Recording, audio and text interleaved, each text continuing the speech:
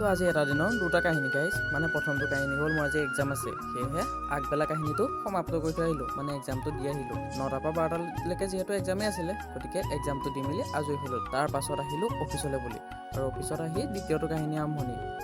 মানে কি আৰু ইফালে চলাবলগীয়া হৈছে দিয়কচোন আৰু ইফালে এক্সাম নিদিলেও নহয় আৰু কাম নকৰিলেও নহয় সেই অফিচত আহি ধুনীয়াকৈ কাপোৰ কানিকেইটা সলাই মেলি ল'লোঁ বাৰু ইফালে গৰমে আজি পুৰা ধুই পেলাইছে কৈছোঁ নহয় ঘামে গোটেইখন পিৰপিৰাই ফুৰিছে আৰু গাইছ এইফালে বস্তুকেইটাও ধুনীয়াকৈ ভৰাই মেলি ল'লোঁ আৰু ৰাতিপুৱাই ঘৰৰ পৰা ওলাই আহিছিলোঁ আৰু ঘৰলৈ যোৱা নাই যিহেতু কিবা এটা খাই গৈ ল'লোঁ আৰু ইফালে যি গৰম পৰিছে নহয় বাইকখনো মানে পূৰা গৰম হৈ গৈছে গৰম মানে চকু মিলিবই নোৱাৰি বাহিৰত আহি ইফালে সূৰ্য বৰ্তাই কি হৈছে জানো ইমান খং যেন গোটেইখন জ্বলাই দিব আছে কাষ্টমাৰবিলাকে আমাক কি বুলি ভাবে নাজানো এটা পাৰ্চেলৰ বাবে 15 মিনিট সময় ৰৈছোঁ বাইদেউজনী এবাৰ আহিলে আহি পেলাই সুধিলে ভাইটি ৰৈছানে মই বাইদেউ ৰৈছোঁ আকৌ ভিতৰলৈ গ'ল ৰ'বা পইচা আনো তাৰপিছত আহিলে পইচাটো কিমান আছিলে সুধিলে আকৌ গ'ল ভিতৰলৈ মানে কি ক'ম আৰু 3 মাহমান এনেকৈ সজা কৰিছে লাষ্টত এই ঘৰটো চাওক গাইছ এই ঘৰটোত বাইদেউজনীয়ে কি কৰিলে 8 টকা এটা কমাই দিলে মানে কি বাইদেউজনীৰ হাতত এনেও 8 টকা নাই আৰু হ'ব আমি পাৰ্চেলটো দিলে 15 টকা পাওঁ তাৰে 8 টকা গ'লে আৰু কিনো থাকে আৰু সেইবিলাক বাদ দিয়ক এইবিলাক আৰু থাকিবই মানুহেতো চব কথা বুজি নাপায় ইফালে আহি অফিচত দেখিলোঁ